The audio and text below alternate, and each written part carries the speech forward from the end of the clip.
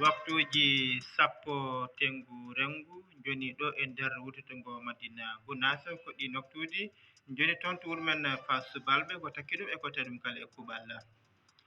e gardidi kabruji meɗen e oɗo ñalawma hande caggal e tafsirgal ceerno Diofi ceerno yettani Allah ko lowetaka media taw noon min gartu ɓami haala makko ko Siraji Hammet Cissé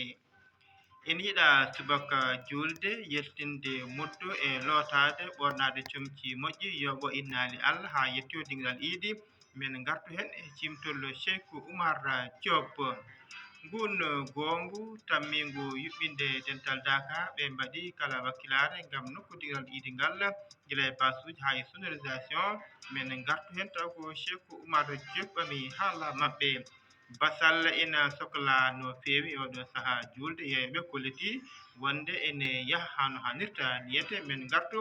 e cimtol Habibou Agne bandiraɓe sehilaɓe musidɓe tedduɓe son jabbima min gartude jajide kabruji meɗen jaam Allah hiire moon bandiraɓe sehilaɓe musidɓe tedduɓe hettiyankoɓe Sarsara Dakar FM mo capanɗe jeenayyi e toɓɓere jeenayyi kabruji men e ɗemgal Pulaar to karallagal to Kotanan Thiam ɗo haalirde ko musidɗo moon Amadou Samba Lo no mbiɗen en gardini kabruji meɗen e oɗete ñalawma hande caggal nde tafsirgal ceerno Diofi ceerno yettani Allah ko lowetaka media tawi noon koye ɗemgal ceerno Ibnu Oumar ceerno o yonni golle ɗe kadi o wi foof ko ceerno ɓami haala makko ko Siraji Hammet Cissé golle maɓɓe ɗe golle moƴƴe ko golle moƴƴe ene walli dental ngal ene walli dental ngal eɓe daari hen damde tinde kadi wuro ngo ina naftori ɗum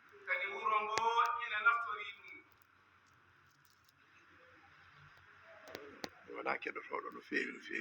kanko noon o wona keɗotoɗo no fewi kono sahaji ko keɗotomi hen ko kawranmi hen ko hawrata hen ko mawɗum ne moƴƴi alhamdulillahi rabbil alamin fofo noon ko barke makko heɓori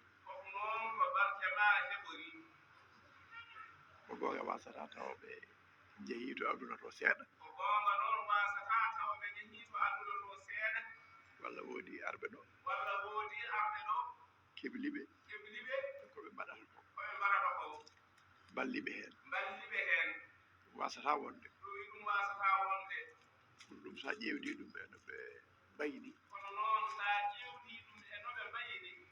enoɓe tolni ɗo enoɓe dañiri ni won goɗɗum ko won toon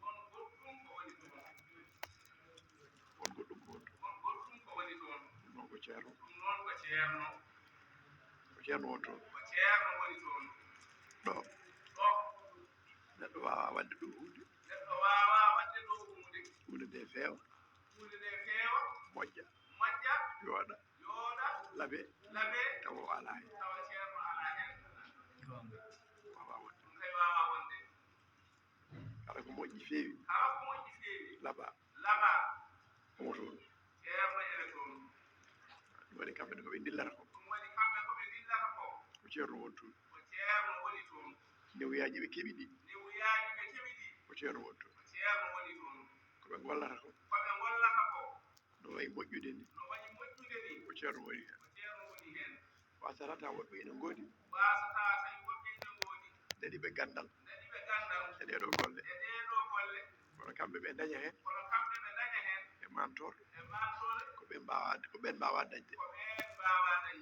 kamɓe ɓe daña hen e newuyaji ko ɓen mbawa dañde ɗum noon ko ceerno radiallahu taala ko hidma ko gollandemo ha ɓerde makko ɓuuɓa so ɓerde makko ɓuuɓi e meɗen aduna men moƴƴi lahara men ɓurata Allah waɗan en noon allahumma salli ala noon tigui alhamdulillahi rabbil alamin wonno ko ceerno Ibnu Oumar ceerno to ɓamno haala ka ko Siraji Hammet Cissé